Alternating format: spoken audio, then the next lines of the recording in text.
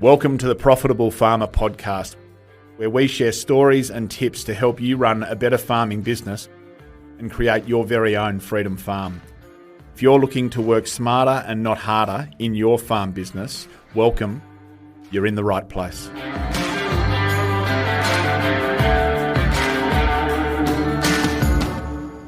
G'day everyone, welcome again to Profitable Farmer. In my last podcast, it was sort of close to Australia Day, and I sort of got a bit reflective on just how bloody lucky we are to be Australian. And just thinking about that in the lead up to this podcast, I think part of the reason why I feel so privileged and lucky to be an Australian is just because of some of the incredible people that this country somehow turns out. I can't tell you how starstruck and honoured I am to have this conversation. I can't wait for this next hour. My next guest is the most decorated female track cyclist of all time. She has won four 500-metre track time trials at the World Championships.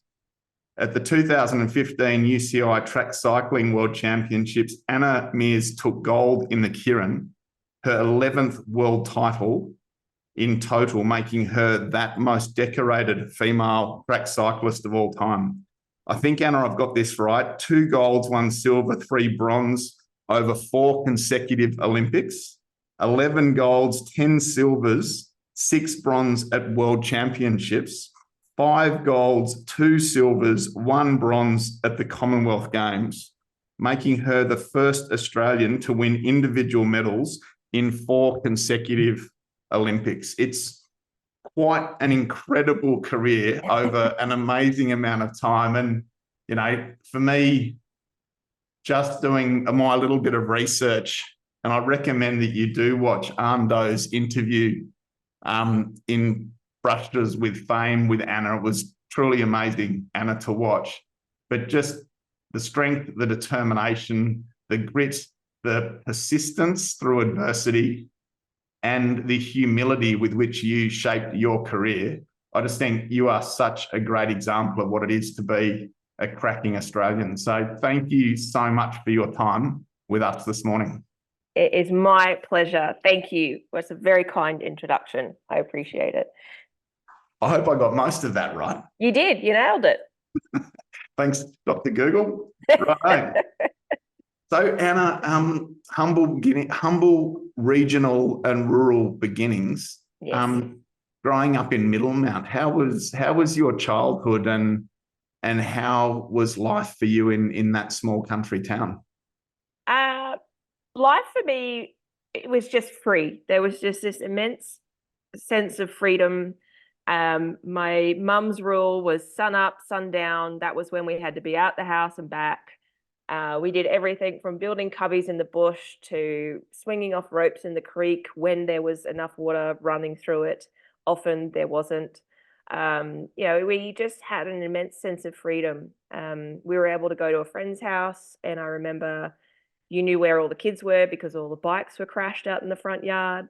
And that was probably one of our first introductions to bikes. It was quicker to get to our mate's house by riding than it was by walking, because our parents sure as hell weren't going to be driving us. So it's and it was a real sense of community in that sport, school, whatever the interest of the cohort of kids in the area was, there was a real sense of community. Everyone got behind it. We got involved in BMX. My whole family were involved in terms of caretaking the yard. We all had to go out. All the kids would get put in the back of the ute to roll over new jumps and new sections of the track. We'd all paint the tyres, clean the toilets, those sorts of things. So everyone was involved at every kind of level to create success in what everyone was interested in at the time. So I have really good memories of growing up of just a sense of freedom, a sense of community, sense of friendship. And the biggest thing that I remember is just, and it was always around Christmas time, and we had this balcony on the front of our house. I just remember you'd smell the rain before you saw the clouds. It was that type of red dirt country area. And that smell, as soon as I smell it, just takes me straight back there now, 40 years later. So how does someone from central Queensland arrive into track cycling? Like, how did that? I get BMX riding as a kid, but a lot Yes. do things like that. But how do you get to track cycling from there? We watched the 1994 Commonwealth Games on TV. Like every Australian, we were just sport mad. And any time that an Australian competition was on the TV, we watched it. And we saw Kathy Watwin gold for Australia on the velodrome, and she had this amazing bike painted with the Australian flag, and she was carrying the Australian flag above her head when she won. And having, had a fair influence already with bikes in our lives, we were just curious by this different discipline. And mum and dad just looked up the yellow pages for the closest club, and that was it was Walkerston in Mackay, and it was about 3 hours drive from where we lived. And you could forgive parents for saying, look, I was 11, my sister Kerry was 12 at the time, let's try and find something a little closer to home. But we had already, as a family, traipsed right across the country with BMX. That a 3-hour drive to Mackay was nothing. We did a 4-hour trip from Middlemount across to Perth through the Nullarbor to get to a BMX national. So 3-hour drive on the single lane bitumen beef road was nothing to us. And that's how so we got involved. for how many years? How old were you when you started going to Mackay, and how long were you part of? How long did that play out for? Longer than most people would think.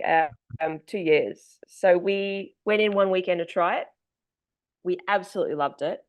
And my parents said to Kerry and I, look, this is a fair commitment on our part to bring you in each weekend if you want to, have a good crack at this sport. And we were like, no, we want to do it. And to their credit, my parents every weekend for the following 2 years picked us up. Well, often it was mum because dad was a full-time coal miner, night shift worker.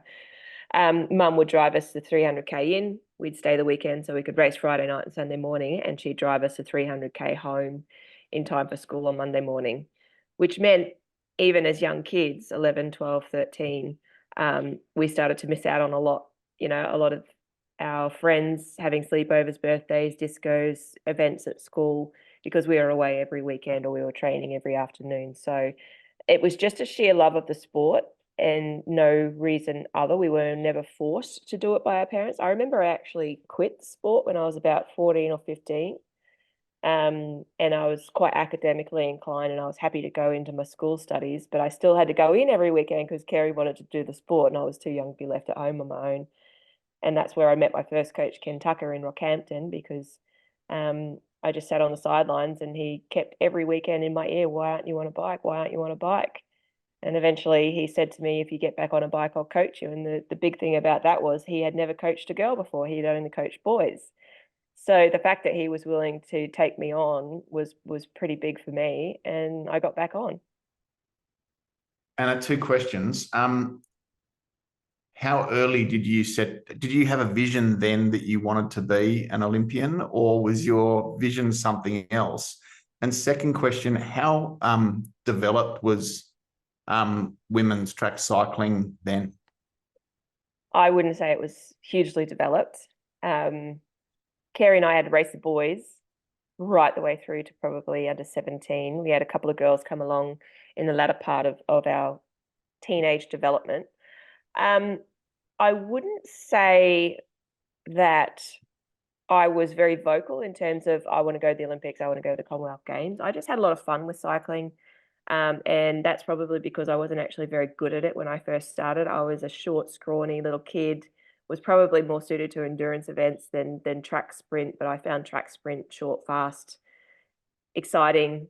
My attention span, I found 2-hour road rides incredibly boring, especially out in country Australia, where it was just tree, kangaroo, tree, kangaroo. There wasn't a lot to entertain me on those long road rides. So track just was more appealing, even though I wasn't physically suited to it. My sister Kerry, though, was much bigger physically, suited better to track sprinting, showed huge talent initially, so there was a lot of attention put on Kerry, and I was just kind of tagging along. And in some ways, I think that helped me because I didn't feel any pressure. She had to absorb a lot of pressure, a lot of interest. She had to learn young how to deal with media, how to deal with expectation, whereas I had a real free reign.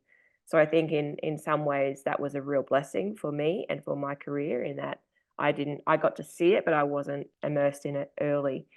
And so it probably wasn't till I was about 16, I filled out physically, where I could start to be a little bit more competitive, that I thought maybe I had the opportunity to go to an Olympic Games. And I thought if I could get to one Olympic Games, I'd be pretty happy with that. And then I got to one Olympic Games and I was like, that is so cool. Like, I want to go again. And then I had a pretty big accident. And then I was like, hang on a minute. I finally realized I'm doing something that's pretty rare. And it's not until something happens or someone takes an opportunity from me that you realize just how rare it is, or how much investment or passion you have for it. And that was when I decided, no, I'm going to hang on to this as long as I can. And ultimately I hung on for about 16 years for Olympic Games. So in a nutshell, that's kind of how it went. But just to unpack that a bit, your first junior worlds with your sister, how do you Yes. reflect on that event? My first junior worlds with my sister, I was an absolute pest, because I was just desperate to be good, but I wasn't that good. And she was junior world champion in that year, in 2000, in Firenzuola in Italy, and I was just the annoying little sister, who thought I was better than I was, and learned some really hard lessons. Got smacked around on the international stage. Tested my sister to the nth degree, and then when she stepped up to senior ranks and I went to 2001 as the older junior for the national team, I got a real appreciation for what she went through. And it was that year that I had some success in the 500-meter time trial in Trexlertown, Pennsylvania. And it was at that race where I thought, you know what, if I could just hone myself in, give myself some focus and really trust my ability, I've got some talent here. And Kerry had already moved down to the Australian Institute of Sport in Adelaide, and I had not. I declined an invitation because I wasn't ready to leave home. And the next year at my first Senior World Championships, I won a silver in the Keirin, and I was offered a second invitation, which doesn't always come around, and realized that if I was going to, make something of this, I had to go where the national coaches were and the national team was, to give myself the best opportunity. And it was hard too, because I felt a real loyalty to my first coach, Ken Tucker, who had recognized that I had talent and ability to mentally read a race and withstand pressure and expectation and make decisions very quickly. And he worked with me on a mental and tactical sense while my body took some time as a young girl to catch up. He didn't hammer me physically. He had real good restraint in that regard. So I had good trust with him, and to leave him and his cohort of kids where I felt happy, safe, had fun, and then move to a big city and do it all again was very confronting for me. At what age, Anna? I was 19 when I decided that I would come down full time. Yep, from Rockhampton. I think your family made the call Yes. to move to Rockhampton to support your Yeah. and Gary's career. Is that right? Yeah. So after 2 years of driving the Beef Road every weekend, Mum and Dad decided to take a package from the mine, and they moved us to Rockhampton. They chose Rockhampton because it had better coaching facilities, a better velodrome. It was a little bit closer to the southeast corner for big competitions, meant less driving.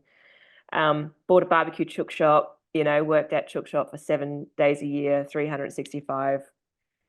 Sorry, 365 days a year for 7 years to pay for our sport, and we worked in that shop as well. So we went to school, we worked in the chook shop, and we trained until the scholarship and invitations down south in Adelaide took us away from home.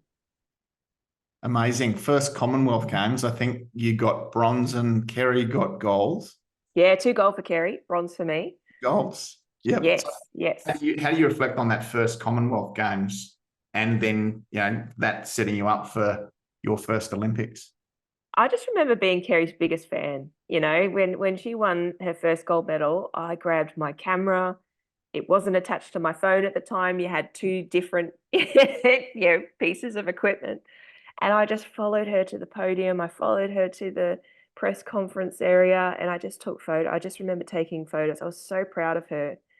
And And then when I won, I got fourth in that 500. And then when I won the bronze in the sprint, to be able to be on the podium with her and then celebrate with her and go through the whole routine of what happens afterwards with her was just, yeah, I couldn't get enough.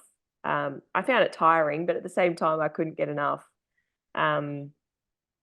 It was an eye-opener. It was a massive experience. Kathy Freeman was a flag bearer. I went to the opening ceremony. I was the only cyclist that went. I was desperate to go because it was my first experience. I really wanted to understand what it was all like.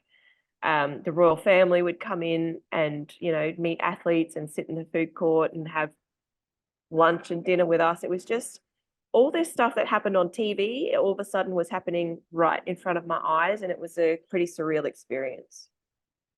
You mentioned only cyclists to go. Do you mind speaking to that? Oh, yeah. So when it comes to the opening ceremonies for Commonwealth Games and Olympic Games, at that time, you could have a choice as to whether you went or not. And because cycling was quite early in its competition calendar, a lot of the advice is don't go because you're on your feet a lot. They're extremely long time frames. You spend a lot of energy, neural energy as well, and can be a detriment to performance, especially if you're competing the next day or two. So I said to my coach, I said, I can't be here and not go. And they said, well, it's your choice. And so I chose to go. Yeah, but that was the only opening ceremony I did in my career until I carried the flag at the Rio Olympics in 2016. I never attended an Olympic opening ceremony until I carried the flag. For that reason, because of the For that reason. Yeah, I I mean, sometimes we weren't even in the country when the Olympics started, because we were much later in the schedule of events of competition. So, the further I got through my career, the better opportunity I had for performance success. So I also was carrying injury as well. So there was no way in the world I was going to be on my feet for 6 hours prior to what I had worked for so hard for 4 years in that, you know, every cycle for 4 years, to let it go by the wayside by attending an opening ceremony. So, Anna, on a similar thread, I think only one female cyclist was able to attend or go to the Athens Olympics in 2004. Is that correct? That's correct. Yes. So the way qualification works for the Olympic Games is you get 9 riders over an aggregated period of time and competition scores, and it's one per country. And we knew that we were facing one per country for the Athens Games, but when Kerry came to my door, the Del Monte, where we were staying for the Australian Institute of Sport, just in tears, I didn't really know what was wrong.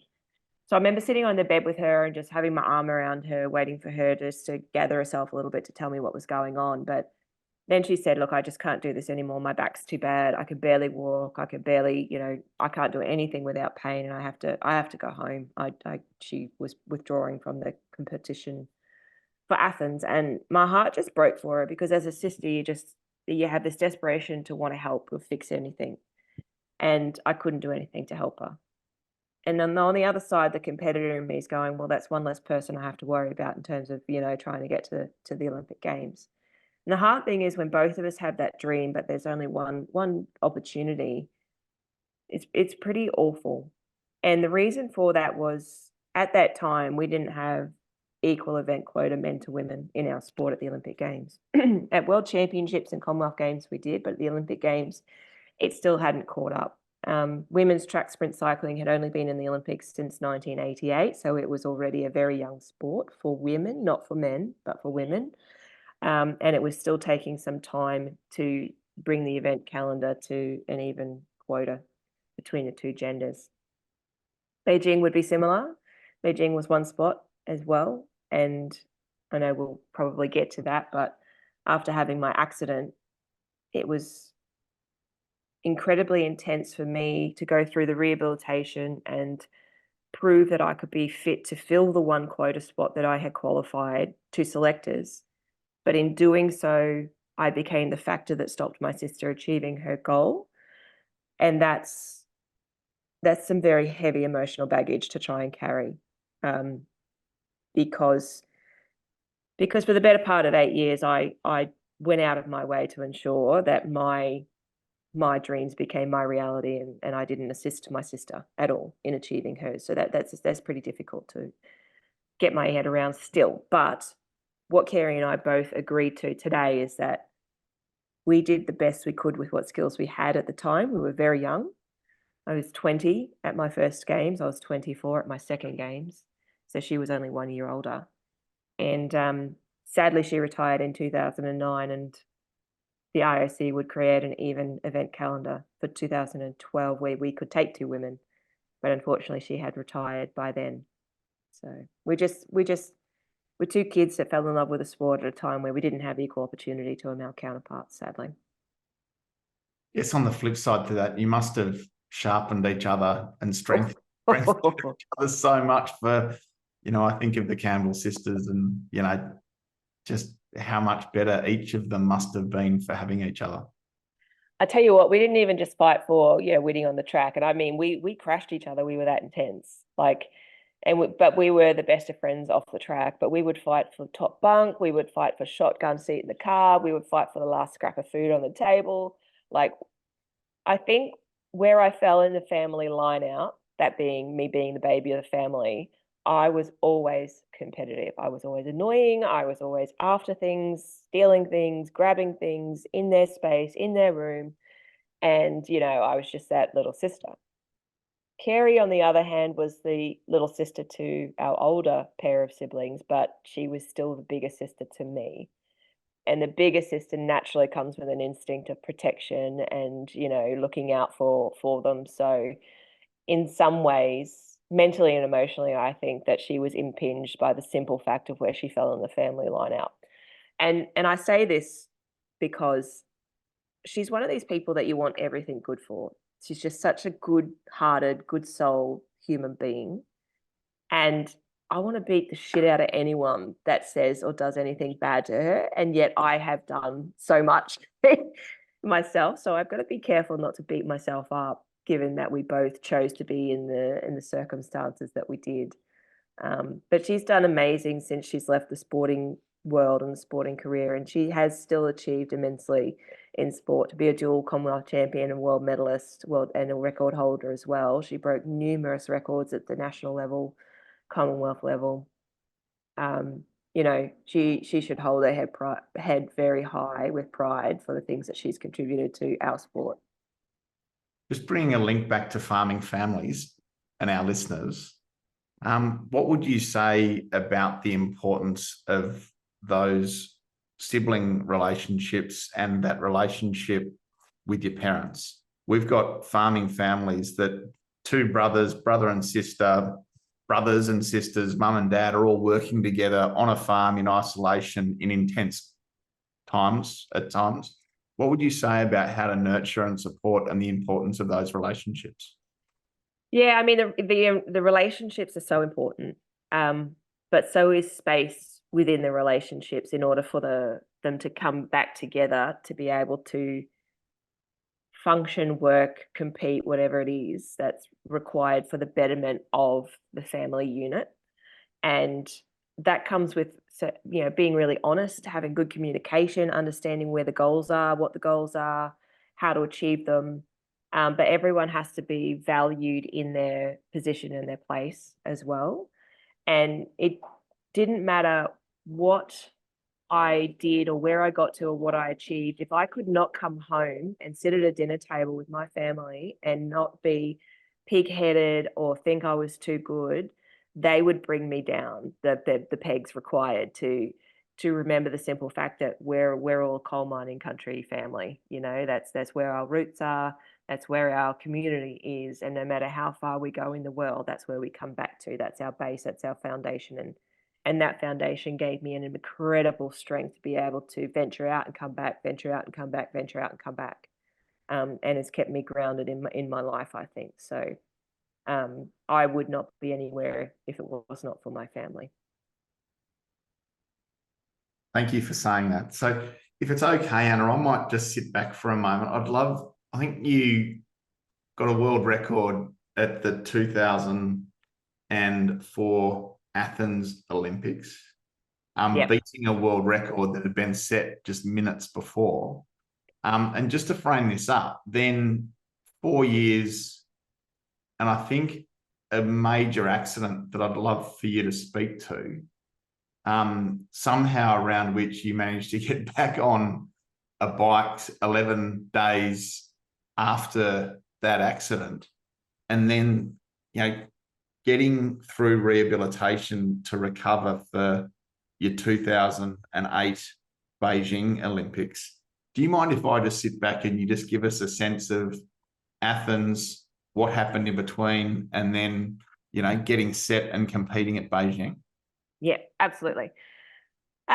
So I get selected at the Athens Olympics, and my sister comes to the airport to see me off, which is huge for her to do that, given that she desperately wanted to be on that plane.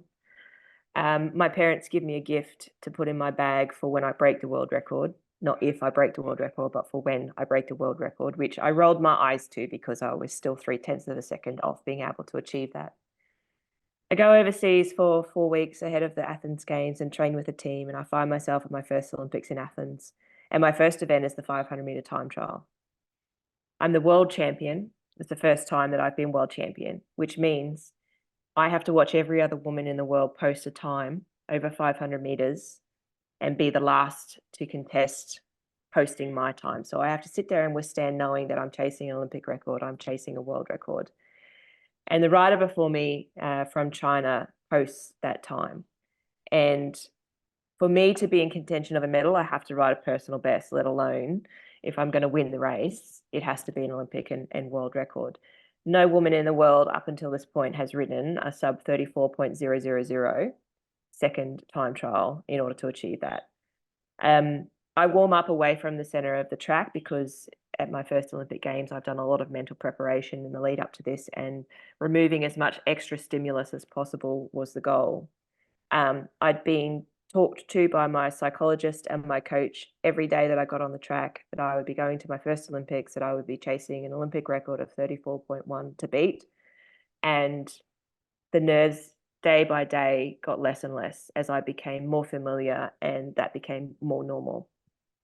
I get to the track and I start warming up and I come up for my race and I've forgotten my gloves. So my coach runs down and he grabs my gloves. He comes back up and I'm like, I said, I've forgotten my glasses. And he runs back down and he comes back up and he goes, Anna, you don't need glasses. You've got a visor on your helmet. So clearly very, very nervous. I remember walking up to the start line feeling like my legs literally are 2 pillars of concrete. Like I just wanted to assist them with my hands to pick them up, to move them. The nerves, the adrenaline, the excitement just filled my body and made it feel very, very heavy. I remember seeing a red flash go past me, which was a Chinese rider, and I remember the crowd going nuts, so I knew she was quick. I don't recall what time exactly she rode, but I just looked at my coach, Martin Barras, and he, with a smile on his face, he said, last ride at the Olympics, 34.1 to beat. And instantly, I felt calm. I felt capable to breathe. The weight of my legs subsided, because all of a sudden that cue, that comment that he gave me that I had been given every day for 2 months leading up to this race made it seem normal when very familiar. So I got on the track, got on my bike, clipped in, and the biggest race of my life, 20 years of age, I'm starting to take deep breaths. And then all of a sudden this fly comes along and it just starts, these just pesky flies that just buzz around and they stick like glue. But once I get my hands set in the handlebars, I don't like to move them. So you could clearly see I'm irritated. I'm shaking my elbows. I'm blowing at my hands. And 10 seconds before the biggest race of my life, I'm more concerned about a fly than what I should be doing in front of me. I don't remember what happens next. I remember the halfway pitch of one lap, because the sound of the crowd changed from being loud to extremely loud. So I knew I was close to the time. The next thing that I remember is crossing the finish line and in desperation, just looking straight up to the scoreboard, which was right in the center of the corner of the velodrome, to see what time I had ridden. And all I saw was this red number 1 box next to my name. And I just lost my shit because I realized I've won the Olympic Games. And as I got closer, trying to look through the tears in my eyes, I was curious on the time. And I couldn't understand it because I saw 0.9 and all this sort of stuff. So, but it wasn't until I saw that green number with the world record next to my name. And I rode a world record and I rode 33.952. So not only did I win that Olympic title, but I rode an Olympic record, a world record, and I was the first woman to ride a sub 34-second time trial. Now, my race in 500 meters is 2 laps of the velodrome, right? I was so in the moment that I celebrated for 6 laps. Like, my coach was just trying to get me off the track. I did more laps in celebration than I did in competition at the Athens Olympic Games. And in the end, I finally came off the track and I was just like, oh my God, I can't believe it. I'm the Olympic champion. And I had my medal ceremony and did all the media stuff. And then my head was like, hang on a minute, Mum and Dad gave me something in my bag for when I broke the world record. So I'm like keen to get back to the village, and I get back there and I rummage through my bag because I can't even remember where I put it. And there's this little box wrapped in newspaper and it had 33.999 on it. And I open it up and I'm thinking, oh, it's, perfume or sapphire and diamond earrings. Mum's probably gone shopping and got me something nice. And as I unraveled it, it was this cloth. It was just this white cloth with black edging. And embroidered on it, they had, I'm a coal country kid and I'm proud to be a coal miner's daughter. And I sat down for a minute and I looked at that and I thought, you know what, I am. I'm a coal miner's daughter. And it was really nice because the intent of it was no matter what I achieve, to remember who I am and where I come from and the people that helped me achieve it. And I got my sapphire and diamond earrings when I got home, but it was just a nice thing, I think, that I still have. I've kept it as a reminder.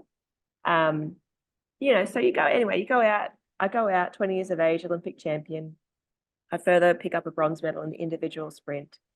And I'm just so addicted to the whole Olympic Games and the potential to win that I want to commit to another 4-year cycle. So I commit to Beijing, and in that time frame, the 500-meter time trial, which I won, is axed from the program to make way for BMX, because the IOC saw cycling as track, road, mountain bike, and BMX. So to bring in 2 new medals, you had to take out 2 medals, which meant in a vote, unfortunately, the women's 500 was axed in the men's kilo.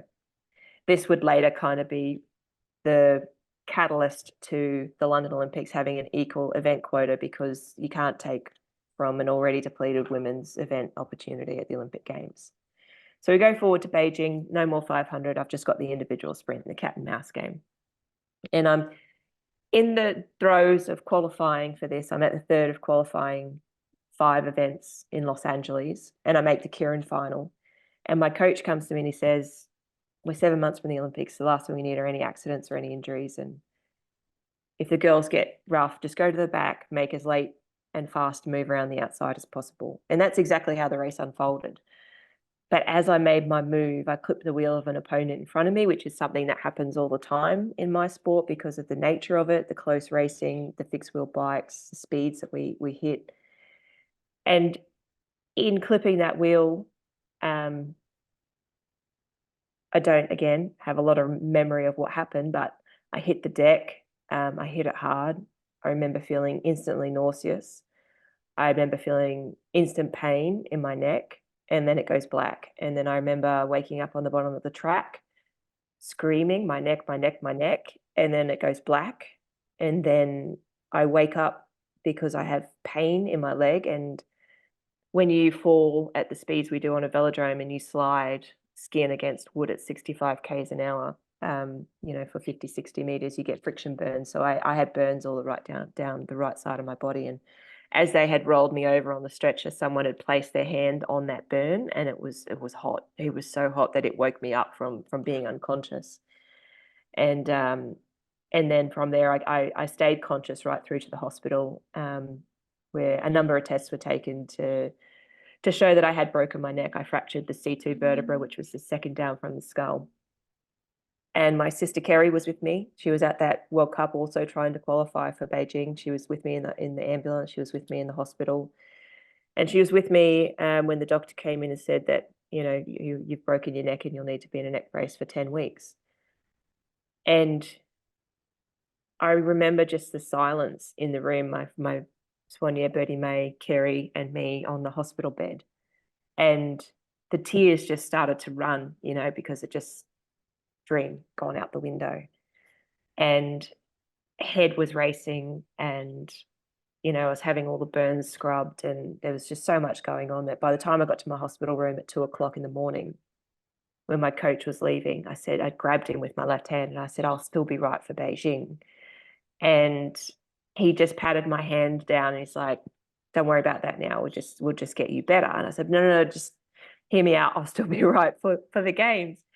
And see, I don't know why, but I went to math and I've got 7 months until the Olympics and I've got 10 weeks in a neck brace. Once that comes off, I've got 4.5 months. There's plenty of time for me to get back and be fit and active and ready to go and race the games. I had no real comprehension of what had just happened to me. And I think my youth and naivety probably played part in this. But to his credit, by the time I get home a week later, he has gathered my team being, you know, the medical team, the physio team, the mechanics, everyone involved in making an athlete's high performance journey possible, brought them together to go, right, how do we still make this happen? How do we get her back on the bike? And so they set up this portable adjustable clothes rack over my ergo, because one of the things that I couldn't do when I broke my neck was support the weight of my own head. I didn't realize how heavy my head was. And so they set up this portable clothes rack for me to just sit there balanced. I had dislocated my shoulder, so I was still comfortable enough to hold the rack, sit on the bike and just pedal. And that's how I started 10 days after I fell.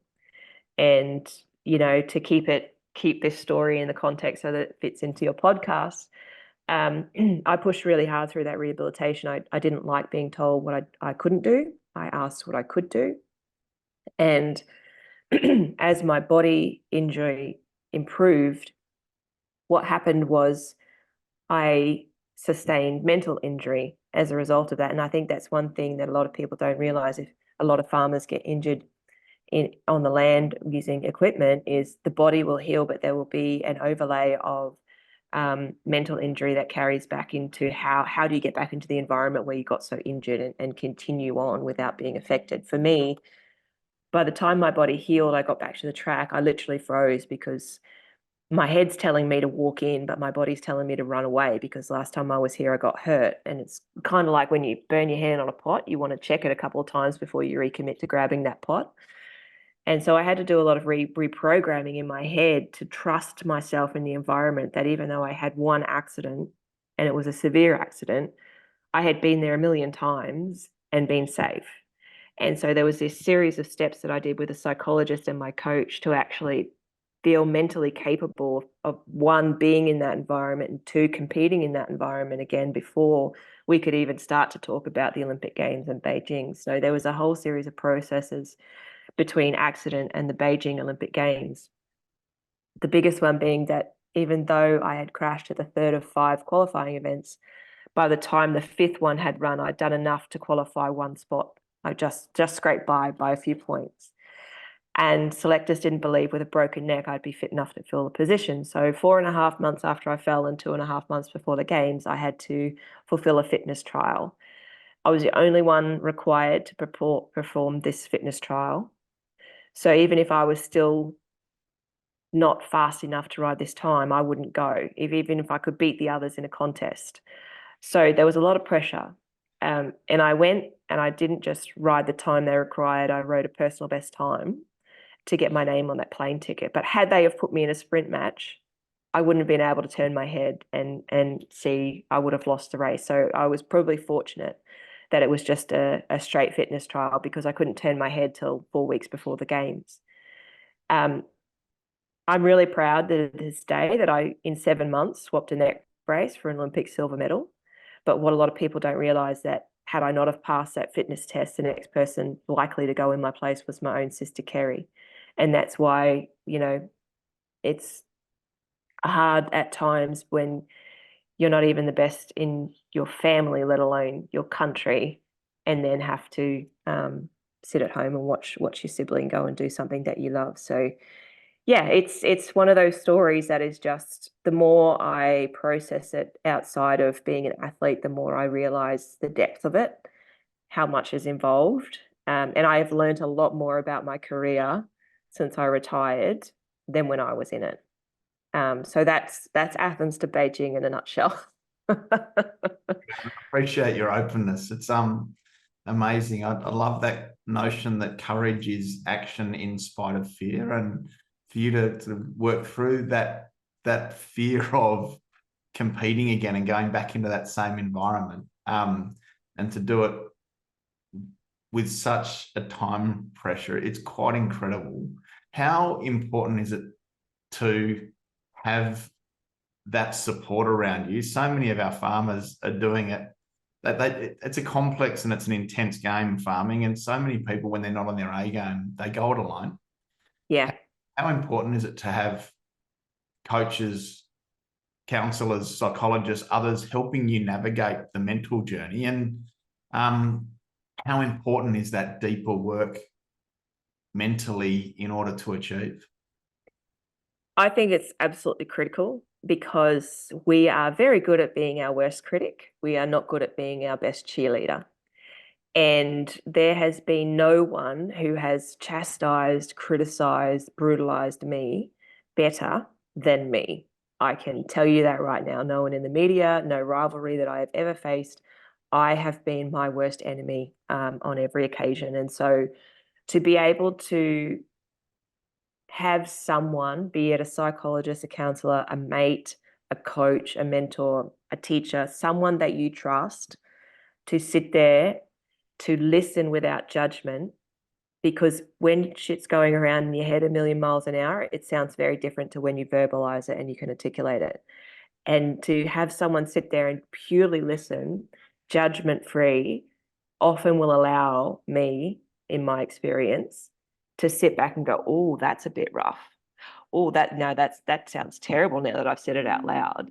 And so just having that space to be able to do that's really, really important. For me, the biggest lesson that I learned in that period between Athens and Beijing was the difference between what if and what is. When I had my accident, I overheard a conversation that I was 2 millimeters from a clean break. Now that scared me at 23 years of age, that 2 millimeters almost cost me my life, and at best would have been a quadriplegic. So I started going down this what if path. What if that 2 millimeters hadn't been there? Would I have been happy with my life up until that point? I was just riding a bike. I hadn't had a family.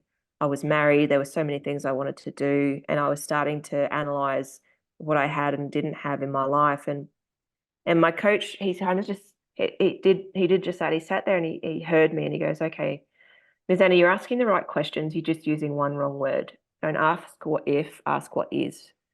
What if is driven by the fear and doubt of what we don't want to have happen. For me, what if I died in that accident? What if I get put in front of a soccer goal and I miss the goal for the team? What if I buy a house and I can't upkeep the mortgage? What if I go for a job and I don't get there, to go to the interview and I don't get the job? There are so many what ifs that we can be stimulated by the fear of the outcome, that often we get an emotional response to those thoughts that force us to make decisions and lead us down those paths anyway. If I tell you not to think of pink elephants, what do you think of? Pink elephants, right? So my coach, Martin Barras, tried to get me to look at the context of what is of my accident. And the what is was simply that 2 millimeters saved my life. So I went from being fearful of 2 millimeters to being utterly thankful for, because I started to look at the tangible reality information I had in front of me, as opposed to the emotional response to the situation. So what if is great for contingency planning, but when you're looking at situational response, what if is crippling because it's emotionally driven. So having that ability to look at the what is of a situation allows me to remove the emotion, deal with the information I have, and therefore make a better decision in the process to get myself out of that situation. Now, I wouldn't have been able to learn that, recognize that, or appreciate it had someone else not given me that perspective, because I was clouded by fear and emotion. So support is really critical. However, who you choose to have in your support circle is as critical, because you can have the wrong person advise you. You can have the wrong person be emotional. And so it's really important to find those people you trust, but also who fit certain molds, I guess. So when I was emotional, I didn't want someone to tell me to, oh, look, just, take a breath, it'll be fine.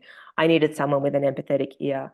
But when I was really, really driven and needed some perspective on the other side in the competitive circle, I didn't want that person with empathy. I wanted that person to, really kind of give me a whack where required. So I think it's really very important, because at the end of the day, in a competitive environment, when you have two athletes who are almost identical, it comes down to who's done the best mental preparation. And mental preparation is getting to know who you are, how you respond to pressure, what emotional response you have, and learning how to recognize that, be aware of yourself, and follow the steps to be able to get the best out of yourself given those circumstances. Do you feel like that relates to just performance in anything, even outside sport? I do. Yeah. I do. I try to practice it, and I have practiced it a lot, and I am not perfect, and I still have a husband who sits there and goes, okay, Anna, take a breath, or chill the F out, or it's not that bad, or no, you need to come back and have a look at this. So I still have really great people who allow me to be me, but also who can give me that little tap on the shoulder and go, just hang on a minute, I think you're overanalyzing here. Anna, between Beijing and London, different type of personal and professional challenge, but sometimes we see you and we see athletes on the podium and with the medals around the neck, and we don't in any way appreciate the adversity and the journey in between. Can you give us an insight as to what then played out for you between, I think it was 2008 and 2012? Yes. So I got that silver in Beijing, and it was a huge achievement and a massive relief. But I was still one step shy of where I wanted to be. I wanted to be on that gold medal podium. I had been there in Athens in 2004, and I had been absolutely annihilated by Victoria Pendleton in the sprint final in Beijing, and she won the gold medal, and she was, absolutely deserving of it. And being one step shy after everything that I'd been through really motivated me to see what I was capable of with a clean run in the next Olympic cycle. Now, I say that because I realized after my accident, I was operating far under my full capacity, even though I had already been world and Olympic champion up until that point. I did not fully understand my strengths and my weaknesses, and my accident forced me to have to look at that. And I learned a lot about controlling the controllables, how important the people were that you chose to have around you. I had an appreciation for now, because there was a real chance that life almost ended for me. And I was really excited to see what I could pull out of myself given all these learnings. And the athlete that turned up in London was a very, very different athlete to the one that turned up in Beijing. And this is why I often say that my career can really be defined by pre and post accident. Now, pre-accident, I won 2 of my 11 world titles. Post-accident, I won 9 of my 11 world titles. And I think that a lot of this came from my simple awareness of self, and also gratitude for what I was doing, where I was going, who I was doing it with. And it just changes your whole outlook. And so for me, that coupled with the fact that I had a great team who was prepared to challenge me and test me and put to me that if I wanted to go from an outcome of silver in Beijing to an outcome of gold in London, I had to make changes to my process and application and my preparation phases in between. So everything was going to be different. Everything had to change. And so my coach thought of this project called Know Thy Enemy, which we took from the samurai. And it's not about getting to know your opponent, it's about getting to know you, which was really where we had started the path leading into Beijing. So what we did was we analysed my opponent, Vicky Pendleton, looked for patterns of preferential behaviour, patterns of avoidance, looked for where her strengths and weaknesses were, and then started to nut out a plan of how we could negate that. And once we had that plan, we then started to upskill myself around how to implement those plans. And so it was a very, very long and intricate, terribly frustrating process at times, because when you're upskilling, you're basically trying to wipe out old habitual habits and create new ones, because when you're under pressure and you make decisions, they have to be almost on autopilot. So you're trying to get rid of all your old habits and create new ones, so to speak.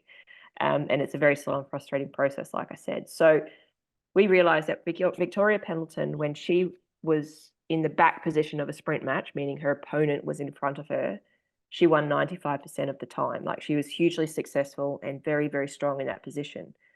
However, on the few occasions when she was in the front position, her success of that race dropped significantly. So we realized that the best chance for me to win was to force her from her strongest and most practiced position and put her into her weakest and least practiced position. So we trialed this at the World Championships a year and a half out from London, where I performed what's called a track stand, and that's balancing the bike in a stationary position. One, to see if she could perform the skill, and two, if she couldn't, to see if I could capitalize from running from behind her. And it would be the first time in 6 years she wouldn't be world champion. It was exciting for us, but it was also nerve-wracking because we had showed our hand a year and a half out before the Olympics. So her and her team had the chance to create a counter strategy to our strategy. We decided that off of the analysis work we did, a lot of people look for the pattern of behavior people choose to do as opposed to the pattern of behavior people avoid. So I didn't do that skill again, or that race strategy again, for a year and a half until I met Vicky for the gold medal final. I practiced it every day at training with teammate, in particular Alex Bird. And then we practiced plan B, C, D, E, F, J, H, I, K in case I couldn't pull off plan A. So long story short, we go to London. I meet Pendleton for the gold medal final. The gold medal final is a best of three matchup. The first race, she draws the front. It's a random draw of position, which is perfect. We leave her there, but I lose by 1,000th of a second, which a relegation comes from commissaires due to a physical collision 30 metres before the line. So they decide to step in and change the result of the race, because had that collision not have happened, they believe momentum would have carried me forward for the win. So in front of London, heavy London crowd at the London Olympics, the commissaire relegates the British rider and gives me the win. And that's met by 6,000 boos. So the intensity of this environment is absolutely like you could cut it with a knife. And then we go up for race two, and the position is automatically reversed. So now I'm in the front position and Pendleton is in the back. And this is where I have to execute a race that I have not performed in reality of competition for a year and a half, but have done in training, that she hasn't seen me do for a year and a half. And I believe she was anticipating one race and I was able to execute the other one. And that's how I believe I was able to win my second Olympic gold medal. Years of strategy, just execute perfectly. Yeah. And that's sometimes what I believe too, Gary West used to always say to me, sometimes the person who executes better is the one who wins, because physically there's not anything that separates them. So, and that execution comes down, it comes down to having a strategy in the first place that you believe and you buy into. And that strategy is created through collaboration of good people that you trust. And then it is being able to understand the environment that you're trying to execute it in, and having the skills to, one, make decisions without hesitation, back your instinct and back your plan to execute it on competition day. I'd love everyone to listen to that last 30 seconds again, because for me, that is good strategy in farm business leadership right there in a nutshell. It's amazing how what you're sharing can apply so perfectly for our farming families, Anna. Of course. Yes, it's what I have found since I retired is that I don't pretend to be an expert in any field other than my own. And nothing that I say is rocket science. A lot of it is a regurgitation of what I've been taught.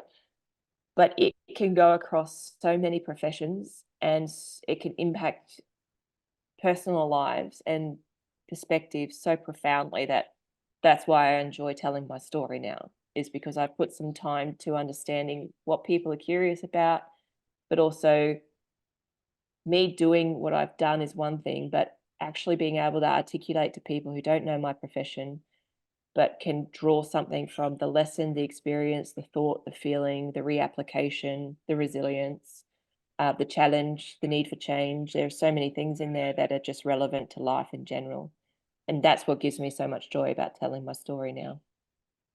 When you do share your story and you speak in front of tens or hundreds, what are some of the focus points and the messages that you want people taking from your time with them? The biggest one for me, and I say it is the most profound lesson I've had in my life, is the difference between what if and what is. I think it's really important, and there is a need for change, but we don't like change because change takes us from what we know and are comfortable and moves us to a space of what we don't know and are uncomfortable. And we have a preference to be comfortable. Therefore, a lot of people in their lives choose not to change, or they like to stay with what they know. And resilience. A lot of people ask me about being resilient and how do I stay motivated? And it's interesting because I didn't know I was capable of what I was, especially after my accident, until I found myself in that position. And a lot of people don't until they've hit rock bottom or their back's up against a wall, because that's where you ask some pretty harrowing questions. The first one, is it worth it? The second one, I need help. And then you start to learn, I'm pretty vulnerable here if I've got to ask for help. And we often see vulnerability as a weakness, but it is actually a strength, because you are reaching out to better yourself and connect with other people along the way. And anyone who reaches out to you to ask for help, understand that the respect and magnitude of that moment, both for you and them, is really profound. And so having the time and space to respond is really, really critical. For me, you actually spend more time battling, fighting, dealing with change, adversity, loss, and defeat than you do actually get a chance to win and succeed and shine and have moments where you can celebrate. So even if it's really small moments are worth celebrating, because when they add up over a long period of time, then you can see it's a big, big achievement, big improvement. But at the time, for example, 1/10 of a second might not seem like it's much of an improvement, much of a win, but hey, that's an improvement. That's the best you have ever been by 1/10 of a second. And because wins are so rare, I've won 11 world titles in my career. I've lost a further 29 attempts over, 22 years. I have spent more time losing. I have spent more time being beaten, but I've won more than anyone else because I've been prepared to stick through the losses, take the lesson to better give myself the chance of success following them. So even though there are lows constantly, there is always the chance to bounce and come back up the other side. So where I think I have been successful is I feel the pain of those low moments because I'm an emotional being, but then I hate that feeling and then I look for a way to get out of it. There's probably only been one time in my career where I've been stuck in that low moment, and that was dealing with the transition away from sport. I'd been in it for 22 years after my last Olympics in Rio, where I carried the flag and I won my 6th medal. And for the first time in my life, I had this overwhelming sense of freedom, and I loved it. I could wake up whenever I wanted to. I could eat whatever I wanted to, drink whatever I wanted to, go wherever I wanted to, didn't have to report to drug testing agencies. Like, it was amazing. And to me, that was like, is this what life normally is like, right? Because my normal is not normal for a lot of people. And then my team got back together to focus for the next Olympic cycle of Tokyo. And then I had nowhere to go every day. And then I didn't have the same people to go and talk to and have the ear of regularly. And then I felt very isolated and lonely. And then I started to doubt my decision. Should I have quit? Because clearly I'm struggling with this. Maybe it's not the right decision. Maybe I shouldn't have quit. And then I got deeper, and then I struggled because a lot of people recognized me, and the only conversations I felt I had were interviews. So I shied away from meeting new people. So my friendship circle got smaller. my ability to try something new, or my willingness to try something new, shrunk because I thought people expected me to be successful in every realm that I tried, just like I had been in sport. So I sunk lower. I went through divorce. My coach died from MND. And so I just felt like I started to get hit after hit, and sleep became hard to find. And because sleep became hard to find, I couldn't recover mentally or emotionally. So I just slipped deeper. And in the end, I was diagnosed with severe grief and severe anxiety. And I needed some help to get out of that hole. It took me a while. And what it took me a while to get my head around was understanding that sport, when you're in it, or whatever professional field, farming, life, business, it's a really big world. It runs like clockwork. There's a lot of attention, a lot of adulation. And the highs for me were incredibly high. And when that world dissipated, I realized life was far bigger, with far less people who gave a shit, checked in, or cared. There was no attention, the adulation was gone, and normal felt low in comparison to what I had experienced. So I was trying to calibrate what normal was in life, understand who I was without sport, and where I fit in this world again. And it took me some time to understand why I was struggling with it and find some peace and solace in who I was. Um, it was really a really trying time in my life. And it took running into my now husband, Nick, who just helped me find hobbies that I was interested in taking on. And it was painting and pottery, because I loved that as a kid. It allowed me to get into a circle of people that didn't judge, who loved creativity, who loved failure, because you can always make something new if you stuff up a painting, or, sculptures don't have to be perfect. And that taught me to color outside the lines again. And that taught me to have a bit more confidence in trying something new.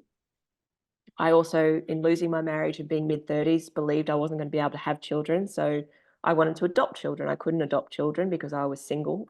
And it took me a year and a half to get on the information session for adopting children in Australia. And then they said to me, you may as well not come, because as soon as a heterosexual couple steps in ahead of you, they will get preference. So then I was advised to look at fostering. I went to a foster session for a company, and I was absolutely blown away by the fact that this one organisation needed to house 600 children a night in South Australia alone. I just, as an Australian, could not believe we had this need that I had no idea about, of kids who had no choice about coming into this world, that had nowhere to sleep, no one to love them. And I couldn't just sit there and not do anything about it. So I trained to become a foster parent, and I cared for children on an emergency basis between the age of 4 and 8. I chose that age group because all of my friends' children's were that age. And I will say this, the age I chose was the oldest age of the cohort of people I came through into the foster care system group that I trained with. Everyone wanted infants to 2-year-olds because they had the least damage mentally and emotionally coming out of, some pretty trying situations. But it was working with these at-risk kids, kids that had come into my care at midnight, absolutely petrified, taken from home, from a place that they loved, that they knew that they were safe, or a place that they weren't safe, but they were, brought into a complete stranger's home. In the time frame that I had them, they learned to trust me. They learned to smile. They learned to engage. They learned to, trust themselves again. And I sat there and I thought, you know what? If these kids can do this, I can step back into a world that I've been a little bit nervous to step back into, sport. But these kids taught me I had skills. I had the ability to work with people. I had the ability to understand emotion. I had the ability to engage, with heightened responses. And they inspired me to get back into sport. So I took on a role as a general manager for the Birmingham Commonwealth Games as a volunteer. And I loved it. I loved being back around the team again. I loved being behind the scenes to help someone else have the chance of success, because my cup was full as a competitor. And that has now led me to being the chef de mission for the Australian Olympic team in Paris next year, and leading our Australian Olympians at what will be my 5th Games. So it's amazing how little experiences and moments can be really big roundabout circles, but life's really hard at times. And when you just desperately want to stop, I encourage people just to look up and reach out, because you are worth it. And there are people who love you and can help you through those moments. And there is so much that we each can offer this world to be better. I really encourage people to talk and seek help if they need it mentally and emotionally. And I think society is getting to a point where we're becoming aware that this is really important, that there is a need for support in this area, and that it is normal. It's normal to have really hard times. It's normal to hit rock bottom, but you can come out of it. It's such an amazing message, Anna. Thank you. And gosh, in that there's insights for our families listening about some of you might be transitioning off the farm, at the back end of your career, and there's insights there on how to navigate that. But also just your comments around reaching out and getting help and getting support to get through tough times, I think will resonate so strongly with so many of our Aussie farmers. So thank you so much for that. A couple of last questions, if I could. Yeah. So much of your career was you focused on getting a result on behalf of a team with amazing support. How does it feel now to turn perhaps your attention to being in the service of others, be it foster kids, family, other younger athletes coming through? Because I ask this because so many of our farmers I see just are focusing on, making their farm the best they can and, driving towards more revenue, more profit, higher yields, better animals. But I feel like there's a real gift in setting down goals in addition to that is about how you can serve others, add value to the lives of others, and make an impact. And I guess sort of want to, if you're okay, have one of the messages that comes from this podcast as a bit of a challenge to our farmers, just to check in addition to striving for the goals that you have for you and your farm, what could you do that is serving others, adding value and making an impact, be it young people, old people, community, whatever. How's it been for you post your career to make that shift to being in the service of others? Yeah, it's I've loved being involved with charity, and I've loved being involved with community groups right through since I can remember. Like, if I go visit my parents are caretakers of the local cemetery, so if I go visit my parents, I've got to be prepared to go with a snip and mow around the grave. So it's not, we've always been community minded in a lot of ways. I find it gives me great perspective to be involved with others and in the community. And it fills my cup in a totally different way, that some of the things that I have been through can be justified by maybe helping someone else not go through it. When you share your story, your experience, you offer insight to someone that can take it and recognize they might be going down the same path, and just creating a little bit more ease for them either to get through it or to avoid a situation that otherwise my sharing would not have given them that awareness. In terms of, encouraging people to put themselves out there to support other people, for me, it's one thing being in the environment as an athlete at the Olympic Games, the Commonwealth Games, the World Championships. It is very different being behind the scenes, trying to create an environment for someone else to have the shot of that one day going right. And it's hugely stressful. It is trying, but hugely rewarding as well. I won't win a gold medal again. I won't get a headline. And I'm very okay with that, because if I can play a small part for someone else achieving those moments, that I just feel so lighthearted, and I get so much joy and ability to sleep from that. And it'll just make me smile. They may not even know what part I've played, but the fact that I've worked so far for 15 months to try and make that environment right for the next athlete who steps into Paris in 6 months' time. They will have no idea what I've done, because I can tell you right now, my eyes have been opened since I've been in this role, what other people before me have done. It's been great because I've learnt more about myself, because I open myself up to questions, and it forces me to think about my experiences and what could have been done differently to ease them, and that insight can be really powerful to someone else who's having a hard time of it, and I think it would just strengthen the community and relationships in an area for farming that is already pretty isolated. I think it would certainly add to the strength of those relationships and the support network that could be offered, and just help people not feel so isolated and in what they're going through.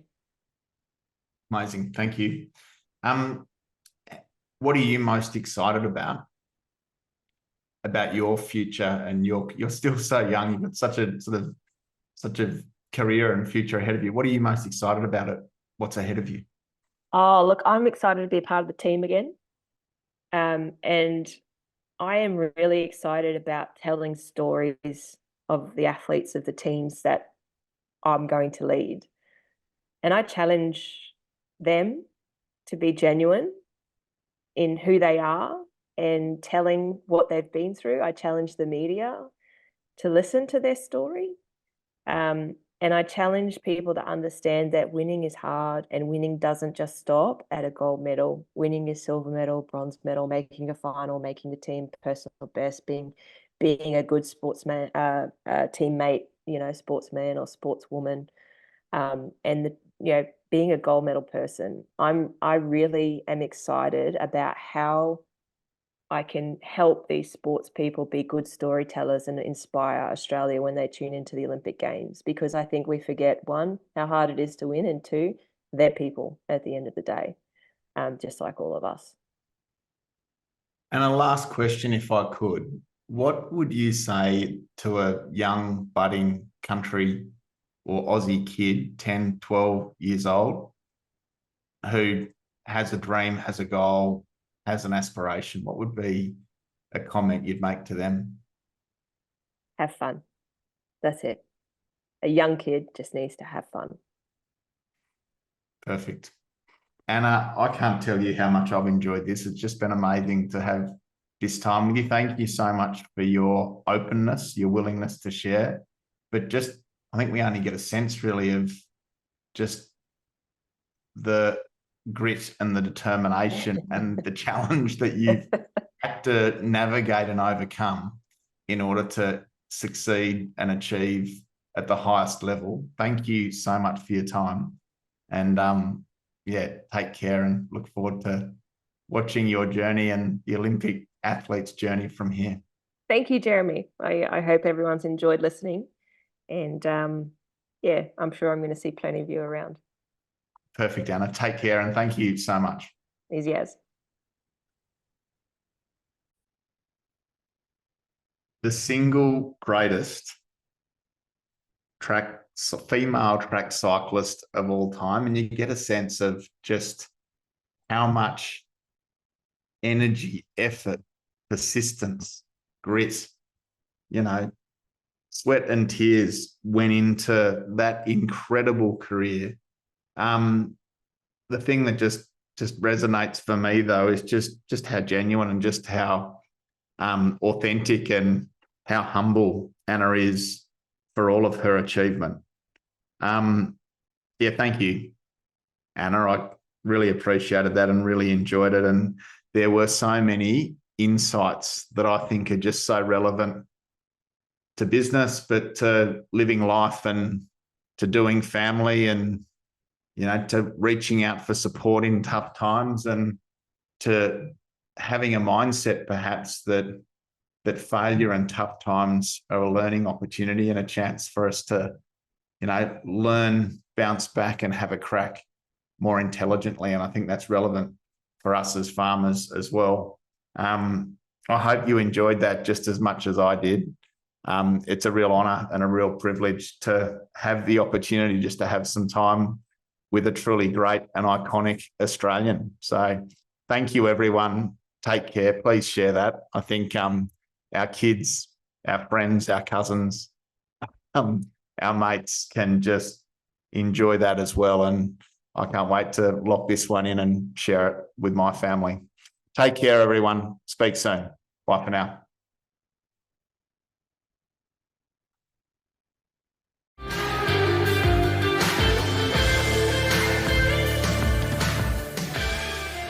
Thanks for listening to another episode of the Profitable Farmer podcast by Farm Owners Academy.